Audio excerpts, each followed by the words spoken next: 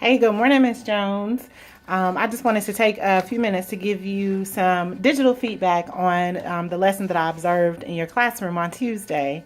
I apologize for not getting this to you, within 24 hours, but I ended up having to leave campus for Wednesday and Thursday for a couple of different events. So anyway, I'm just using the lesson observation tool that I always use when I observe teachers. I just thought it would be easier to just record the feedback so you can listen to it as you still plan and go about your day. So anywho, I didn't observe the first three components of the lesson, so therefore I don't have any commentary on the direct explanation, the modeling, or the guided practice portions of that particular lesson. All of my feedback is focused on those 30 minutes of independent practice that I observed. During those 30 minutes, your students were working independently in pairs of two to complete an assignment that related to circular flow charts. So one of the first things that I noted is that there was a misalignment between what was in the lesson plan and the instruction that was taking place in the classroom. I noted too that the assignments that the students were working on didn't seem to align with the learning target that was posted on the board. The standard was a good match, but the learning target was a little bit off. I know that you explained to me that I think were ahead in that week's lesson plans, and that's why there was that misalignment, but the learning target for that day should have definitely been aligned.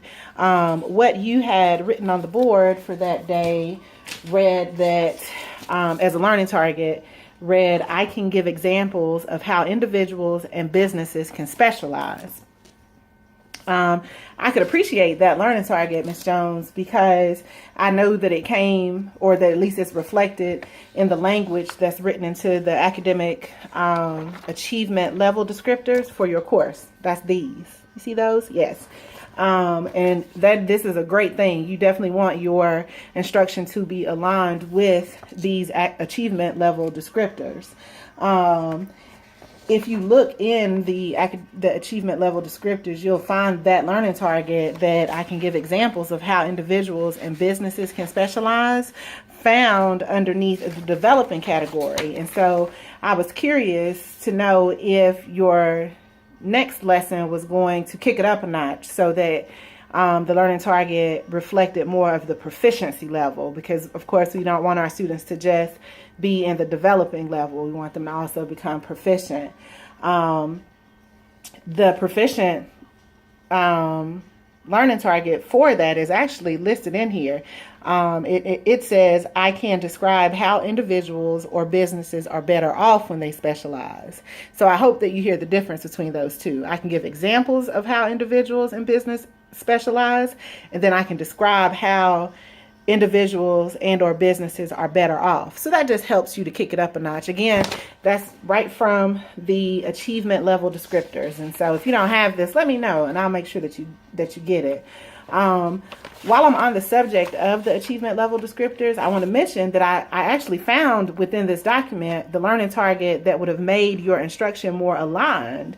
For example, the achievement level descriptors say that a beginning learner can define the circular flow of goods and services. Okay. It says that a developing learner can identify the flow of goods and services between individuals and businesses on a circular flow chart. So that was the beginning and the developing. What I think you had your students doing, though, if I'm correct, your students were actually performing at the proficient level, which reads, I can use a circular flow diagram to describe how money flows between individuals, businesses, and the government in exchange for goods and services and resources. I mean, this is exactly what your students were doing. So it was unfortunate that the learning target that was written on the board didn't show this. So again, I would simply advise that you make sure that learning target does more closely align with what's going on. As for those teacher behaviors that should be evident during the independent practice portion of an explicit lesson, Ms. Jones, I thought that you did a fantastic job. You were attentive to your students' needs. You were providing them corrective feedback and verification of responses. You went around and constantly made sure that the students were on task and that, you encouraged them. You said to them several times, if you work diligently, you'll be able to get through this assignment. And on top of that, I could appreciate that you were prepared with the next assignment for those students who worked faster than their peers. I believe those students who finished up the PowerPoint that dealt with the circular flowcharts had a vocabulary assignment that you expected for them to complete. And so that shows good planning because you were ready. The one suggestion that I'll give you as far as teacher behaviors that will help you kick your instruction up to the next level deals with differentiation and relates to the young man that was sitting at the back table next to me. I believe his last name was Cherry. If I'm not mistaken, that young man wasn't making very much progress. You came by several times and noted that he was still on the same slide, while most of his classmates had moved on way beyond him. And so it was good that you checked in with him on several times, but when you saw that he wasn't making progress, you just simply told him to keep going. You said things like, you got to work faster, or come on, why are you in the same place? And so, you would drop in, but you only spent, just a few seconds there saying, you got to work faster, or you got to move, or why are you still on the same thing? So what you might want to consider with a student like that who's not making progress is the use of proximity, or just staying close to him so that he feels that pressure that, hey, my teacher is right here. She's going to stay here probably until I move to the next slide, or until I, can finish this problem and go on to the next thing. Some students receive proximity as pressure, and then some students appreciate proximity because it allows them to immediately reach out to the teacher to ask for help, because I'm not sure that we took any time to figure out why he wasn't moving forward.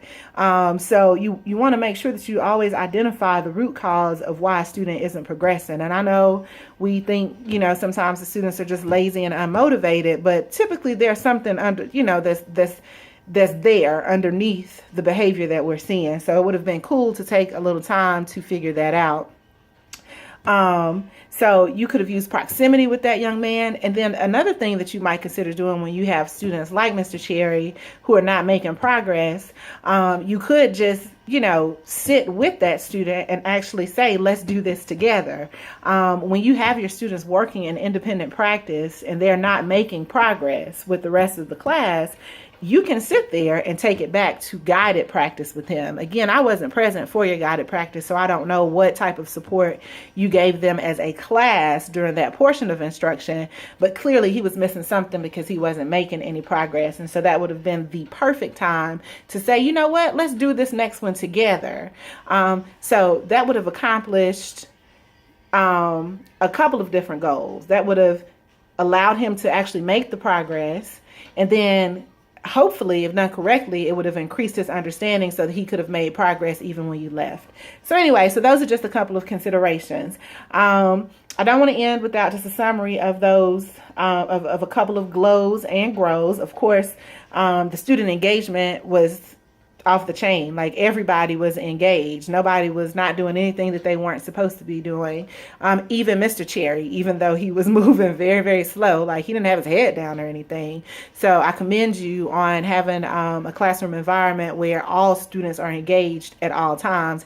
It's typically like that anytime I come in your classroom. So that is definitely one of your strengths, is keeping your students engaged in the learning. And then the integration of technology. I love that each student had a laptop and you put it in their hands in an innovative way that allowed them to take control of their learning. It wasn't just, a laptop for the sake of having a laptop, but there was actually an engaging activity that you had your students involved in. And then for grows, I wrote down differentiation. Again, just thinking about, the one young man in the classroom who was working very slowly, and how you could have approached him a little differently. And then the second grow that I have falls under planning and preparation. And it's just because the learning target was misaligned. So That's all I have for you. I hope that you find this helpful, and you know that if you have any questions or comments or concerns, that you feel free to come by or shoot me an email. Know that I'm here to help and support in any way that I can. Also, if you're not using Zaption, you should. You should really consider it, but we'll talk about that a different day. I am going to send you some written feedback on the lesson observation tool that has been approved by Clayton County Public Schools, but I want us to go ahead and get this to you so you can know kind of where I was. The written feedback will be exactly the same as what I've told you here. You just don't have the benefit of seeing my beautiful face. So anyway, Miss Jones, I hope that your day is great, and I will hopefully talk to you soon. Bye.